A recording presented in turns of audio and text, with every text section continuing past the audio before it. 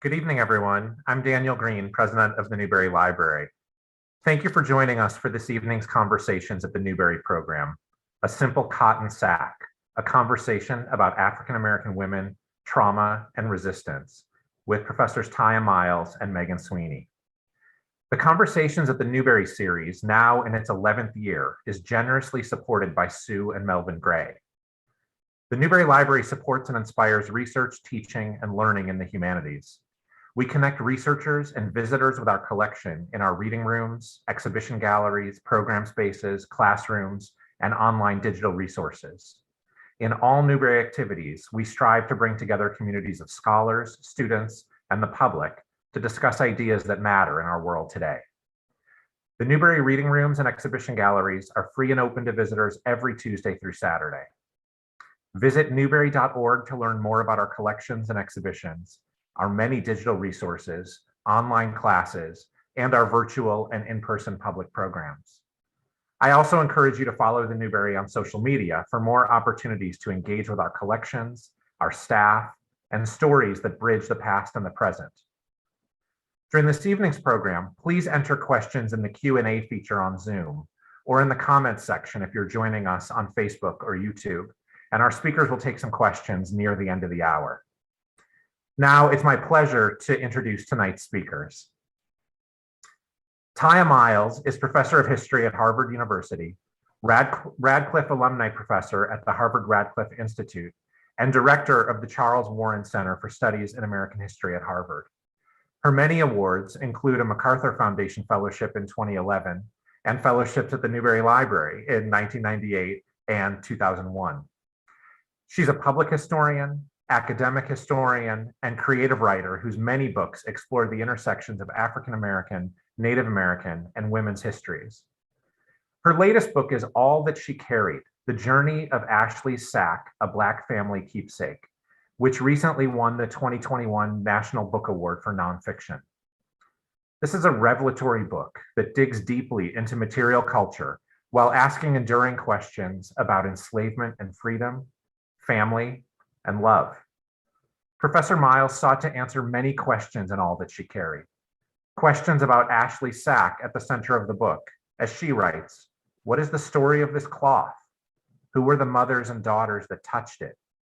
And enduring questions, again in her words, what can Black women's creative response to the worst of circumstances teach us about the past and offer us for the future?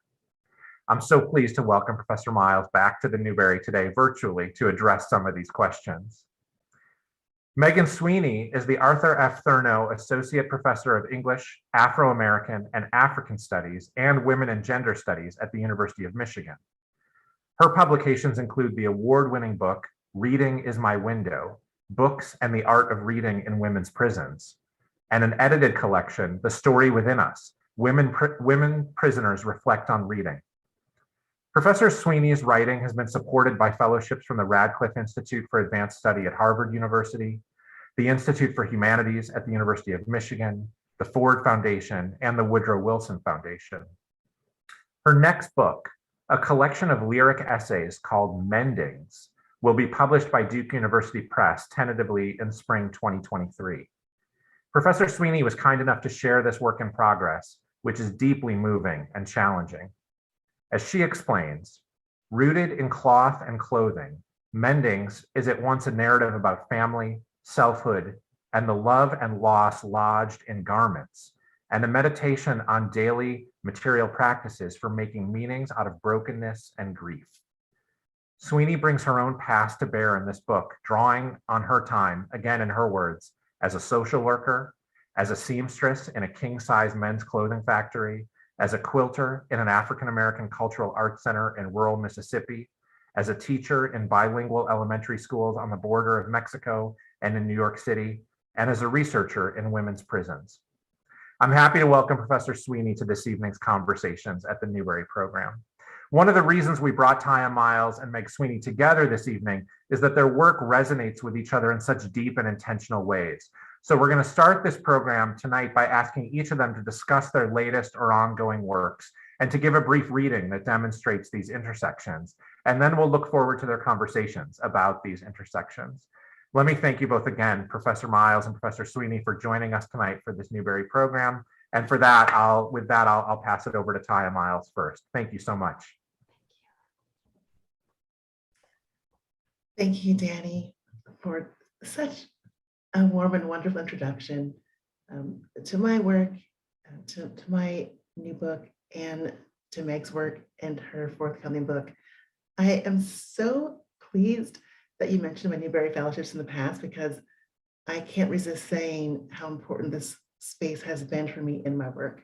It was actually at the Newberry Library many years ago when I was on a fellowship in the summer and I was still a PhD student that I found the document that would be the central record of my dissertation and the key piece of information that structured my first book, which is called Ties That Bind, and which focused on the story of an Afro-Cherokee family in the context of slavery. So Danny, thank you for having me. Thank you for having us. And thank you for opening the doors of the Newberry Library to so many people. It's just an incredibly rich place. My new book is titled All That She Carried, The Journey of Ashley Sack, a Black Family Keepsake. And this is a project that I had been working on for approximately 5 or 6 years. It came out in June of 21.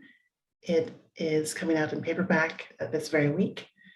And it is the study of a sack, the cotton sack that accompanied the flyer for this event. The project started with that material object, and through research and conversation and walking the land, the project opened up into a study of African American women, and particularly the women of a single family who packed this sack with essential items and then passed the sack down across the generations until finally a descendant embroidered the sack with the story of these women's lives, and particularly with the story of the moment when the mother of this family, Rose, was separated from her little 9-year-old girl, Ashley, and she gave Ashley a sack that was full of the things that Rose thought Ashley would need to survive the next weeks, months, years of their separation. So in the book, one of the things that I attempt to do is to take the items that Rose packed into the sack and to contextualize them, to analyze them, to interpret them, to open up a broader story, many stories about Black women's lives, about African-American enslavement, African-American resistance and resilience, and women's lives in relation to fabrics. What I'd like to do right now in my brief reading is to read a section which is very connective with Megan Sweeney's work. It's a section that comes from my chapter 4 titled Rose's Inventory, and it discusses the dress that Rose packed into the sack for Ashley.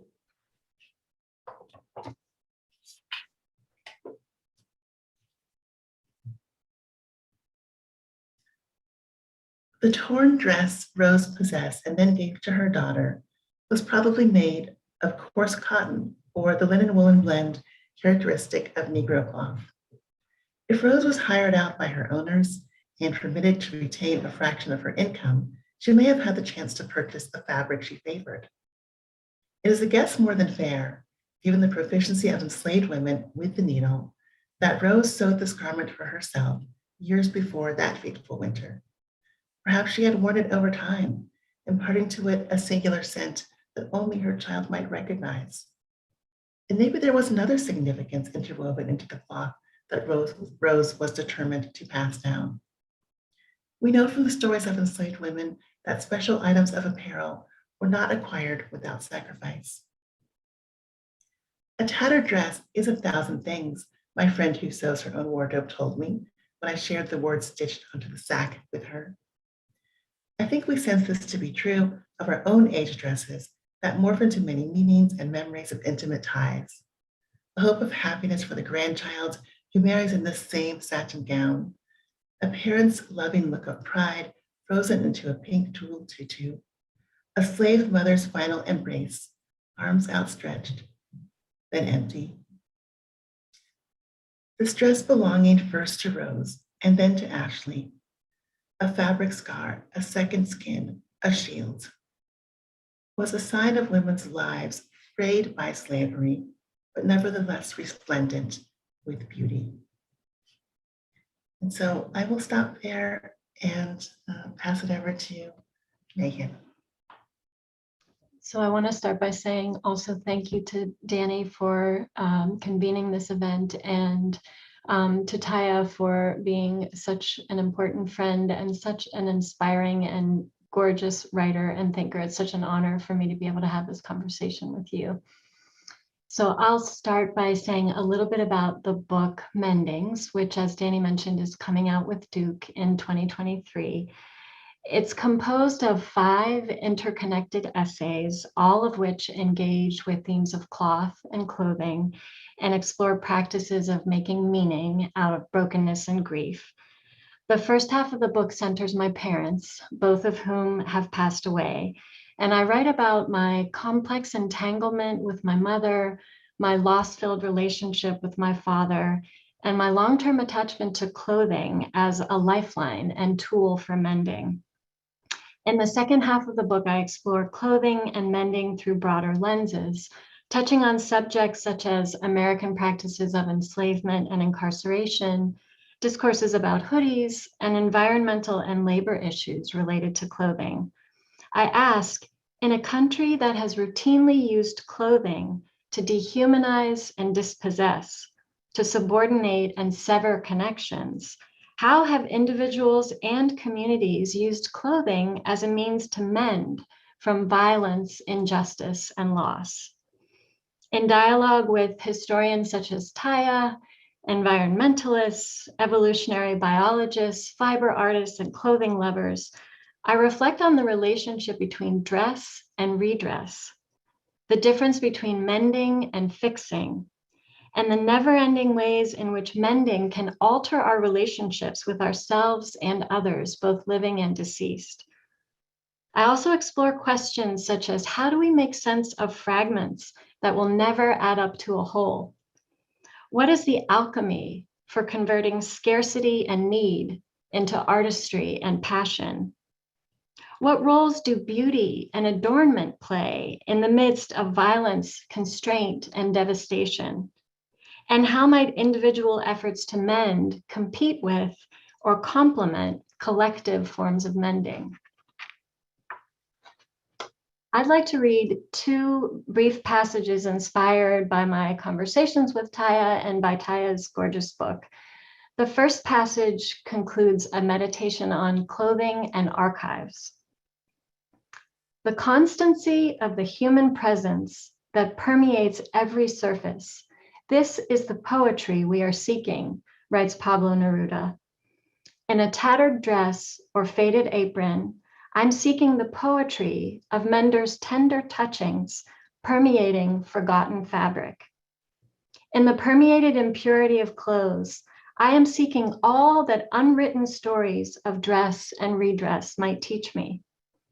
I'm seeking the constancy of poetry, born of the constancy of violence absorbed by cloth.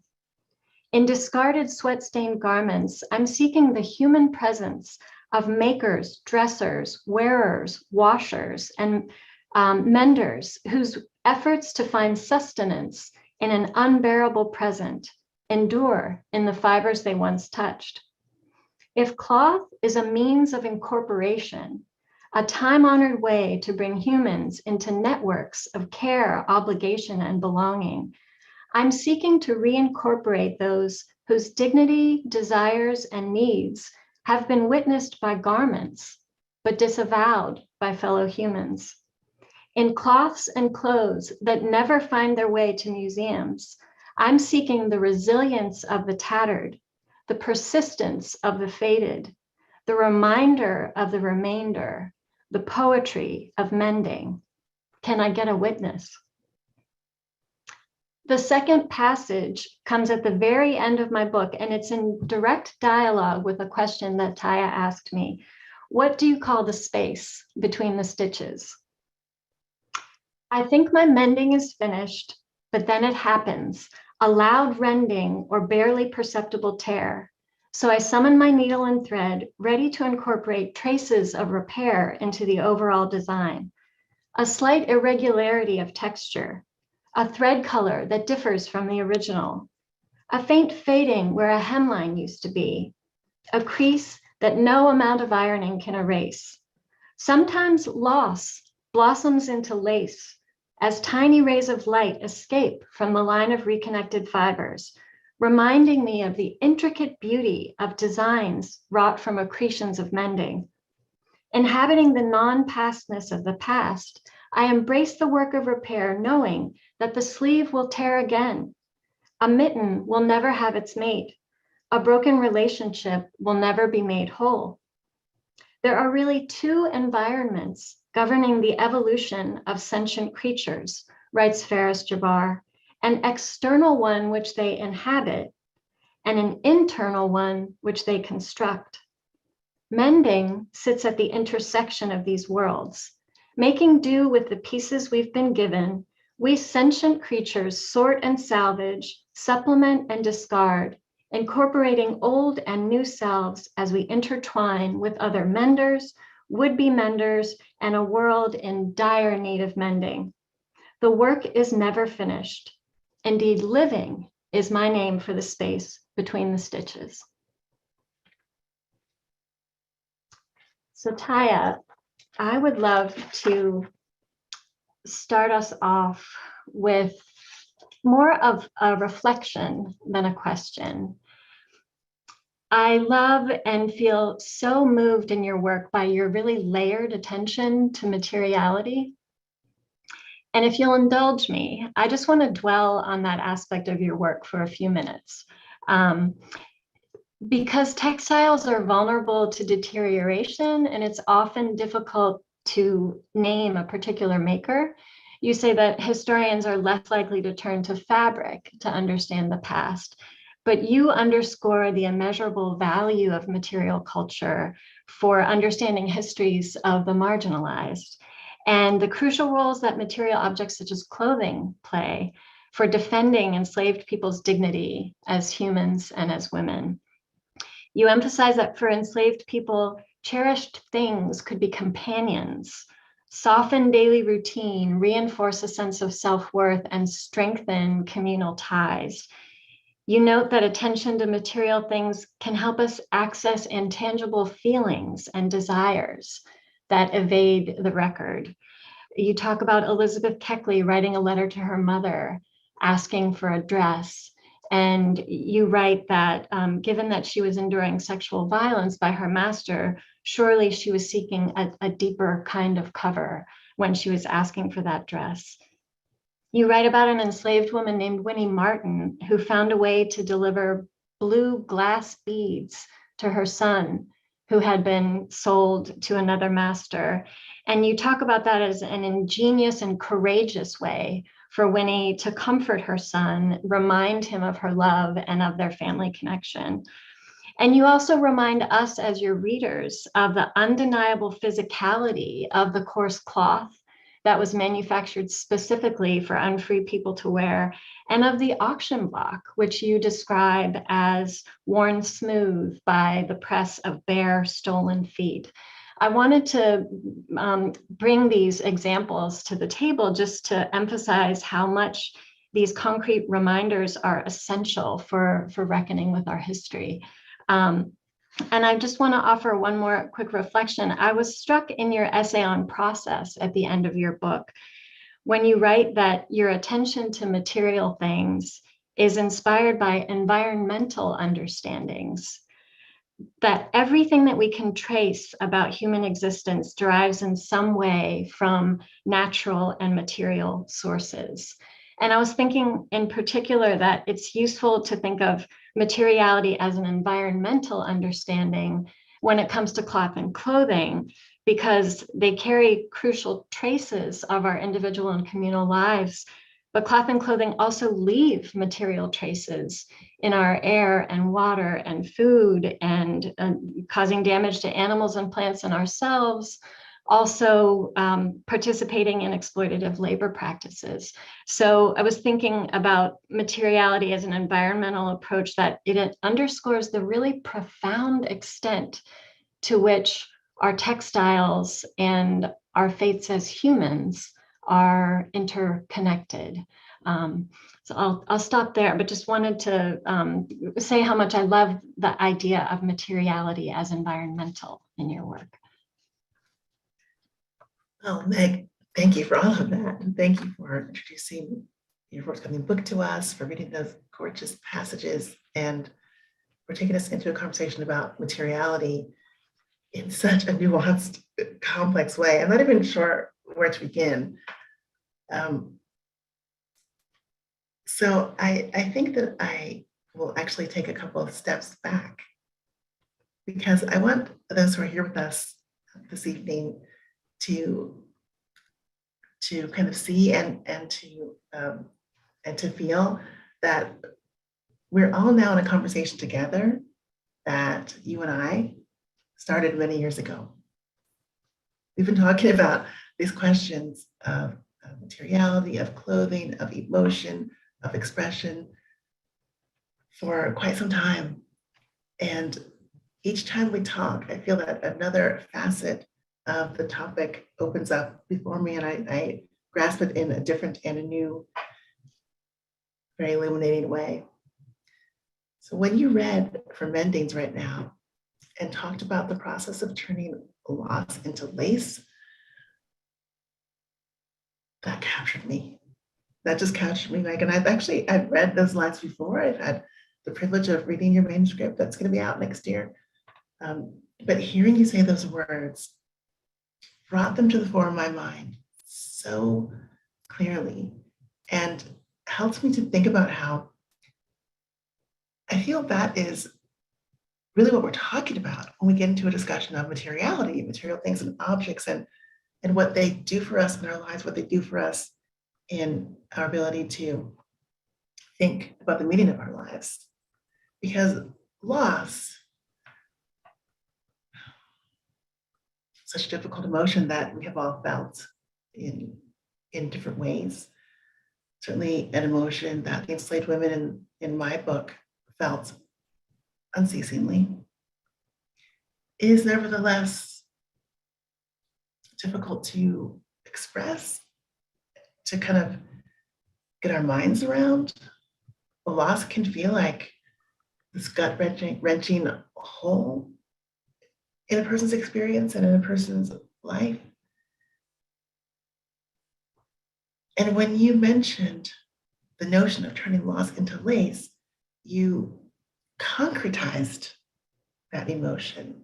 You gave that emotion a form. You gave it a beautiful form where we can imagine that something is there, because lace is there, but it's shot through with so many holes and fissures, and there are light spaces and dark spaces. It creates a pattern. That's the way loss is. And that's what loss does. And you were able to capture that, to convey that by bringing in the comparison with a material object. And that's been my experience of working with the sack for this book, with Ashley Sack, and with thinking about the things that Rose packed into the sack, which included the tattered dress, pecans, a braid from Rose's own hair, and also the emotion love, a totally different kind of thing. And in trying to think about these different material objects, I found myself coming closer, I think, I hope, I do believe, coming closer to the experiences of enslaved women than I ever have before. And it has something to do with the solidity of the material, the way in which loss turned into lace when you were speaking to us, reading from your forthcoming book. the tangibility of objects, I think it helps us to think in different ways. It helps us to kind of attach and hold on. It helps us to hold a thought. It helps us to hang on to an emotion and kind of put it before us and to see it and to move it in the light and see it from different angles. And so for me, having to contend with a sack at the center of this work was at first incredibly challenging for the reasons that you have said. There is not concrete evidence about the sack in terms of who manufactured it, when it was manufactured, and how it came into Rose's hands. Those aren't the kinds of topics that we tend to have records about. And so it was very challenging. And yet once I started to work on it, I was pulled into it in a way that I have never been pulled into a document. The sack became almost like a bridge to the past because of its tangibility. Because I knew, because we all know, that that sack existed in the 1800s. It existed in the 1850s. It was held by Rose. It was held by Ashley. It was held by their descendant Ruth. And we could hold it now. We could touch it. And something incredibly connected and relational about that things can do. I also felt that working with material objects and thinking about materiality in this research, it compelled me to consider everyday life in a different kind of way. It compelled me to think about everyday life in a minute by minute kind of way.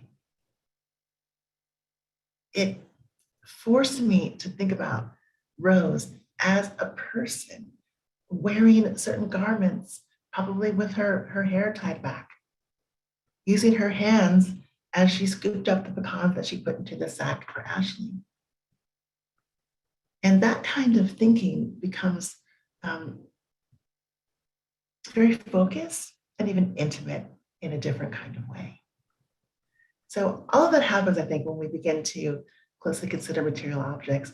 And the point that you brought out from the essay at the end of my book having to do with environmental history, environmental studies and objects is one that is not a brand new, but a fairly recent development in environmental history, which is a subfield that I'm fascinated by and dedicated to, even though I don't consider myself to be an expert in it.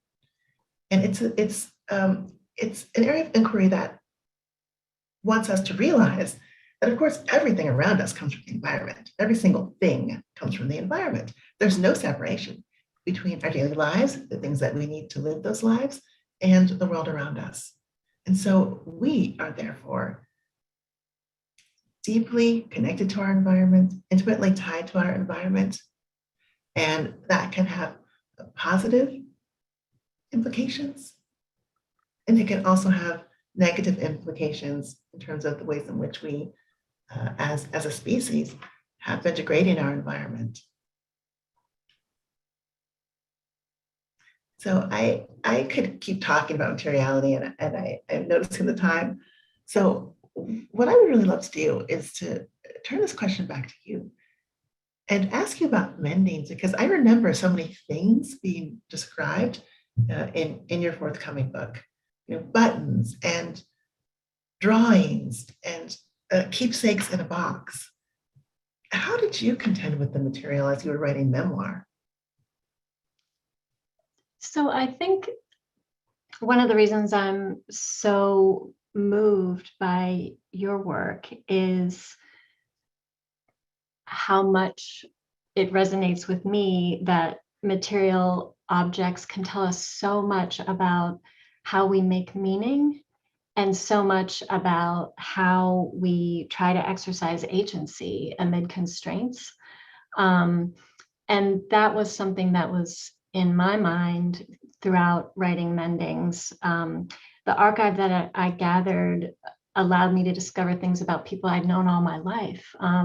So things like my mother writing a newspaper column in high school, hearing her voice at that age. I found a scrapbook that my dad's mother had created when she was a young woman. There were seed catalogs from my mom, notes of the work that she had done as a docent, cards that she and my dad exchanged. And all of these things brought my parents to life in vibrant and healthy and agentic periods. I was also interacting with and recontextualizing my own letters and journals and drawings and clothes from my childhood.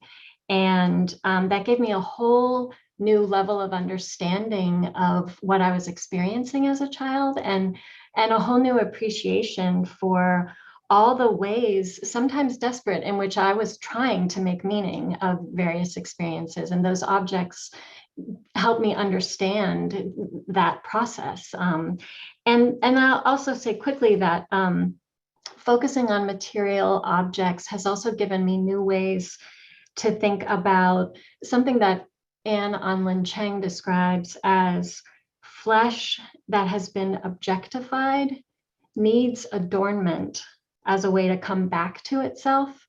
And I was thinking about that in context of incarceration in ways that gave me whole new ways to think about the experiences of incarcerated people that barely make it into the record.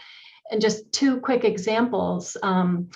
In the early 20th century, Black women in the convict lease system in Georgia were forced to wear men's clothing and shoes. And some of those women burned that clothing as an act of resistance, which also cut into the profits of the lease companies. And then if we jump into the present in California, there is a forced feminization rather than defeminization, where gender non-binary people are being forced to wear women's undergarments and things like that. And in that instance, incarcerated people are making boxer shorts from sheets and things like that. So there's those two examples are separated in time, but both emphasize how clothing can become a tool for agency and resistance. And it's the materiality of those acts of burning or, sewing new undergarments that really bring that agency to life, I think. Well, Meg, I know that you want to move us on to another topic, but I can't resist just coming in here to say that I think that it is really fascinating what you offered about the way in which material things help us to make meaning in our own lives, and how after you compiled an archive of your family's mementos, you actually saw yourself in a different way. Once you had amassed those, you saw yourself in a different way. And I think that's the same kind of process, or at least a similar process, that I saw unfolding in my research process for my book. That is, as a scholar, by looking through the lenses of material objects, I began to see the past in a different way and to make new meanings because of those things that I had arrayed, in my mind before me. Well, so that leads actually into a question that I had wanted to ask, which has to do with your experience of writing the book. And you write in All That She Carried that the process of telling enacts change for the writer, but also for the reader or the listener. And you talk about bearing witness as one of the most effective ways to carry the past. And you write about telling as being like a form of stitching that can heal in the action of inward and outward motion and bringing loose ends together. And I was thinking as I was reading All That She Carried that you have been listener and teller and witness in the process of conjuring these gripping stories from the faintest whispers and traces. So you've said a little bit already, but I'd love to hear more of what was it like for you to receive and imagine and stitch together and bear witness to the stories enfolded in your book? And is there more that you would want to say about how that process has affected you? Yes, there is. Thank you for that question, Meg. That question is leading me to want to read the inscription on the sack at the center of the book, which is known as Ashley's sack.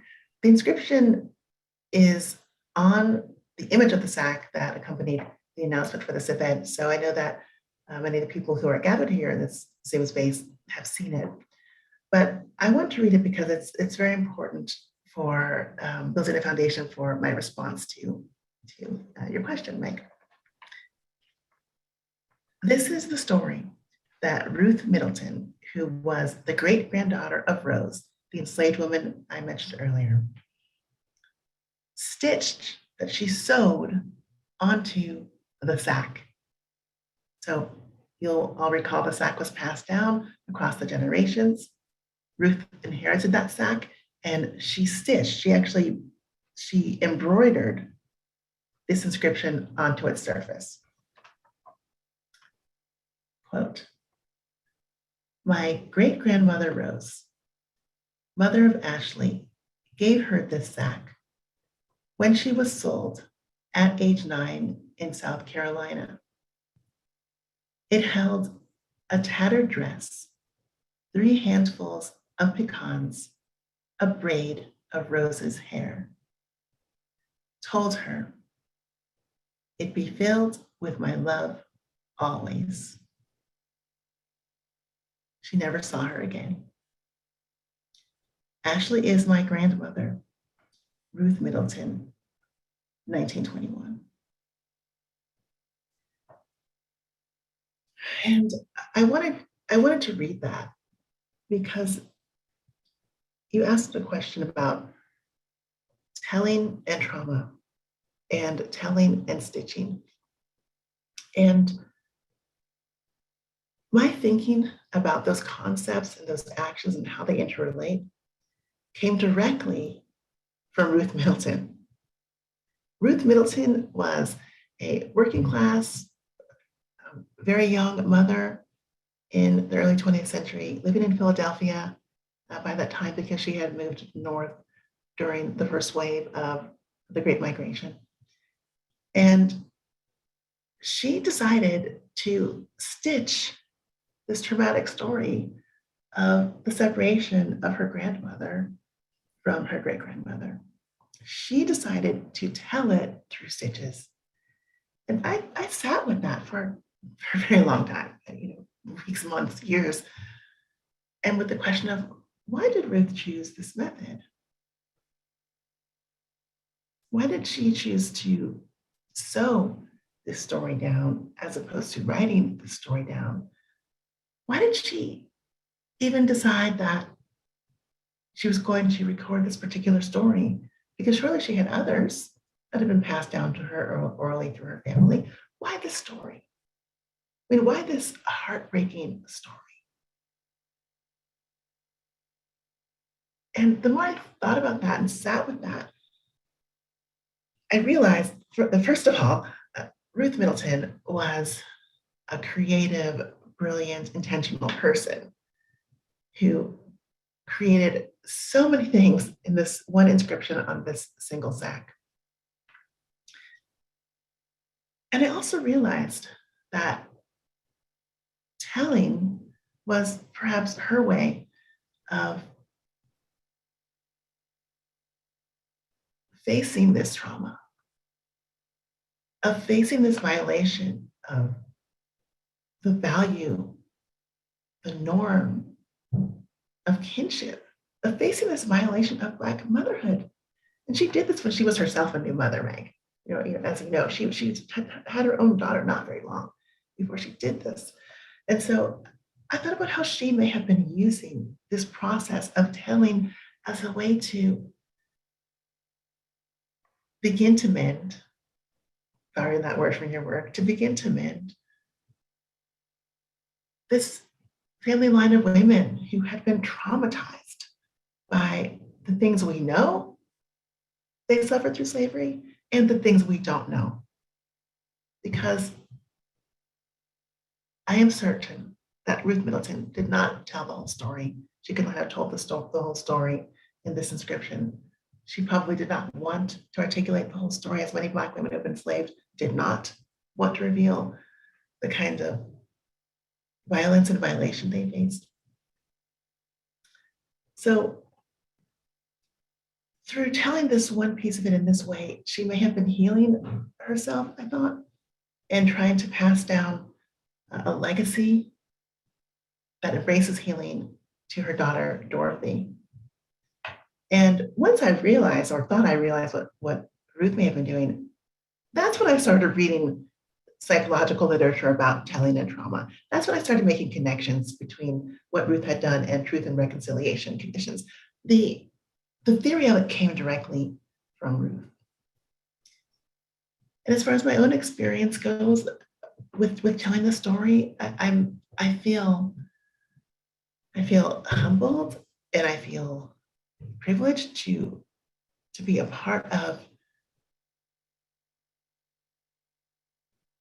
this larger process of telling the story of this family, of Rose's, Ashley's, and Ruth's family, and of African-American women, of Black people, of women. It's a privilege to be a storyteller. And it is a deep responsibility. And even though I cry every single time I read that inscription, every single time, I do feel that sitting with that experience, as Ruth told it, and seeing the way she centered love is also a process of mending for me. And I hope a process of mending for anybody who engages with the story. So when I worked on this book, I was writing about people who are not in my family. I mean, they're in my cultural family, and I feel connected to them as a descendant of enslaved people myself, but this is not my family. You wrote about your family in your forthcoming book. And I think that is a whole different level of merging telling with the processing of trauma. I wonder if you would want to talk about that a little bit, Meg, about writing a personal story in relation to the question that you posed to me. So this may sound like a strange way to begin, but when I think about the dwelling that I did with my parents, with my younger selves, with elements of our past, it felt like one of the most joyful experiences of my life, in that I am by temperament and training a close reader who loves having a chance to think and understand and make meaning and sort and arrange. And so the work of doing that, I actually felt a kind of grief at the end when I felt like I had untangled the threads. It felt like a kind of loss from that time of being able to dwell with my family and with earlier versions of myself. I can say quickly, I think I write about this in Mendings, that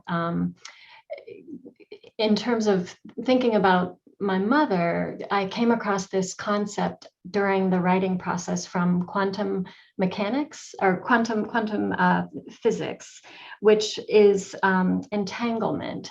And it's this idea of paired particles that no matter how far apart they are, when you learn about one, you learn about the other. And that kind of pairing often happens from the result of a collision of particles. And that felt like such a useful way to think about what happened to me in the course of writing, which was feeling long after collision, this understanding of my mother and me as paired particles in ways that are about deep connection, though we are now separated by this galaxy of life and death. And it felt almost like falling in love again after a painful separation, to know her in new ways like that. My experience with writing about my father was different in that I thought that it would be much easier, because in some ways my emotional archive with my dad was thinner and less complicated than with my mother. So I remember thinking, oh, I can write the essay about my dad in a couple of weeks, which was ridiculous. That didn't happen at all.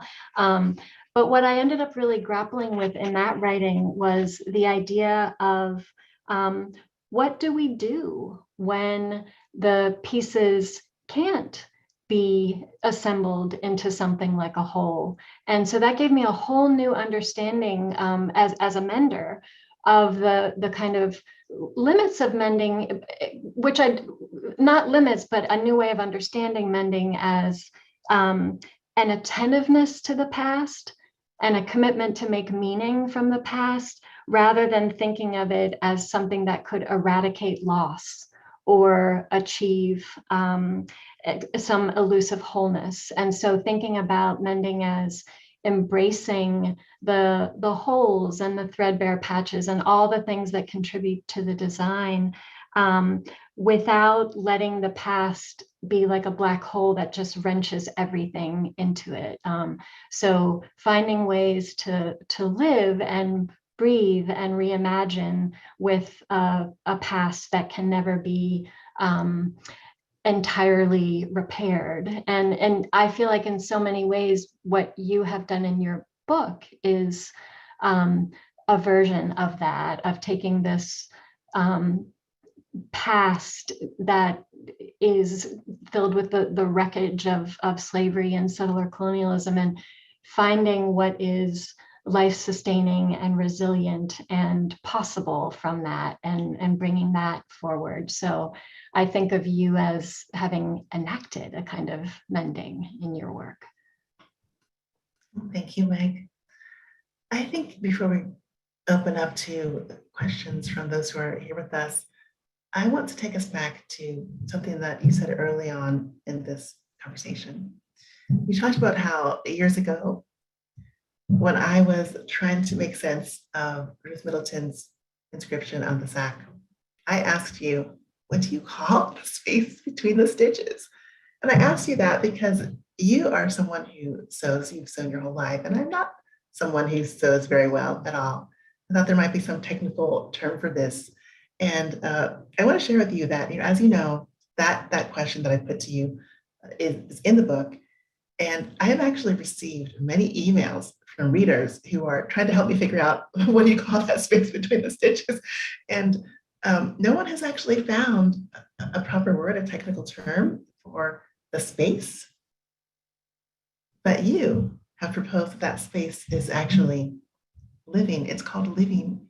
And I think that is perfect, Meg. It's perfect to think that living is the space between the stitches, because we are constantly engaged in a process of mending. It was a question. You stumped me, but I dwelled then with that question for a long time, and so I loved the question. Speaking of which, I think that's probably a cue for us to open up for questions from the audience. We have so many more things we could talk about, Tiya, but let's hear from the audience. Thanks so much, Tiya and Megan. We do have a number of questions from the audience. I want to start just with a factual question that came from Facebook. Megan, you were talking from a viewer on Facebook. Megan, you were talking about a period where African American women were forced to wear men's clothing, and the viewer just wanted a little more clarification on the time period and location and the story behind that. So I'm borrowing there from a scholar named Talitha LaFloria. She has a book called Chained in Silence. And she writes about in the early 20th century and the late 19th century during the time of the convict lease system. That was when this was Black women in Georgia who were being forced to wear the shoes and the clothing of men who were on the convict lease system at the time. And so I learned from Talitha LaFloria's work about women performing clothing arson in that context. Thanks for that clarification. So Sarah, viewer, asks a question.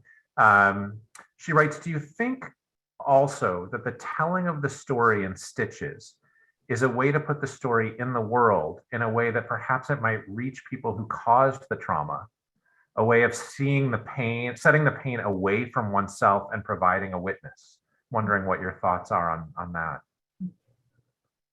I think that is a fascinating interpretation. It's one that had not entered my mind before this very moment, that to stitch, you have to hold a needle, and to hold a needle could be, well, a violent act. It could be. What do you think about piercing a surface with the tip of a needle? That may be one I need to sit with for a while. I think that kind of interpretation certainly could hold for many people who had been traumatized by enslavement. I think in the case of Ruth Middleton in particular, that her stitching had more to do with her own location in a Black community in Philadelphia, which was a working class and also professional Black community. It was a Christian community. She was moving in circles of women who were meeting in clubs and who were traveling for vacation later on in her life. And so I think that for her in particular, in her context, that stitching was not meant as a punishment to an audience. But I think she did imagine an audience, certainly. I think her audience was her daughter. I think her audience was other African Americans, working people moving up into the middle classes who may have been able to see this piece of work in her home. So this is a more personal question. I hope neither of you mind it. It says, Jane says, this is such a special, profound conversation. Thank you both. The question is for both of you. When and how did you first feel a connection to material culture in your own lives? If you don't mind sharing, was there a specific object, and what were your thoughts on it? I write about that in Mendings, actually. For me, I think I was barely 2 years old, and my parents had gone away and brought back a little shorts and shirt outfit. And that was a kind of traumatic time in our family in a range of ways. And I remember that was my first memory of clothing, and thinking about clothing as the return of my mother, and a sense of safety and connection. And so from a very young age, I started associating connection, I think, and particularly maternal connection with clothing and cloth. I tell a story about an object in my family in all that she carried as well. I write about the quilt that's in the image behind me, which is a family heirloom that I inherited after my grandmother passed away. But this quilt is not my earliest memory. I think the questioner asked us about earliest memories, and what immediately came to my mind was actually an item of clothing, Meg. It was my grandmother's maid uniform.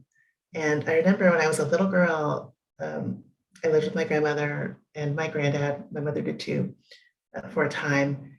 And I remember watching my grandmother get ready for work, and she would go to her closet, she'd pull out this this uniform, which to me at the time didn't look like a uniform or like a maid's uniform. I didn't know what it was. All I knew was that she would go to her closet, she would pull it out, it would be neat and pressed, she would put it on.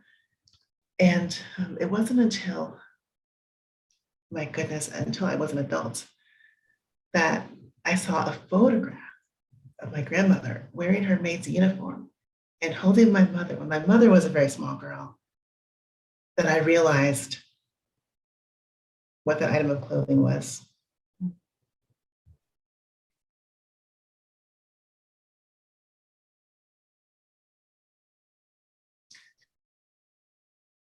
I'm just going to stop talking about that right there. This is not exactly framed as a question, but I'm going to try to turn it into a question. A viewer named Barbara says that she finds the conversation fascinating. She loves that two women of different histories can talk in this way. She's an educator in the city. I assume she means Chicago. And she's asking about, I think she's asking about the audience for your books, and wondering how we can engage students, and especially students of color, in discussions like this around objects, around material culture, around family history. It's a huge question, but I think she's wondering for ways, she's looking for ways really to hook students into conversations through the kind of work that you're doing.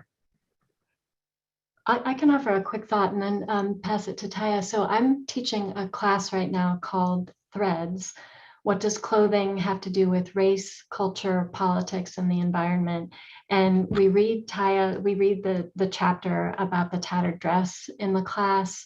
And we're reading a section from my forthcoming book that is about many different historical ways in which clothing has served as a means to resist violence and constraint and things like that. So because we toggle between the personal and the social and the historical and the political, it's something that is material objects. They're so concrete to students' own experience in some ways that it helps them be able to bridge into stories that are distant from their own experiences, but have a commonality in the link of cloth and clothing.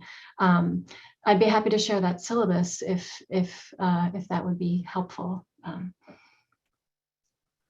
Thanks. And Tiya, your thoughts on this, and then I think we're going to unfortunately have to leave it there. Okay.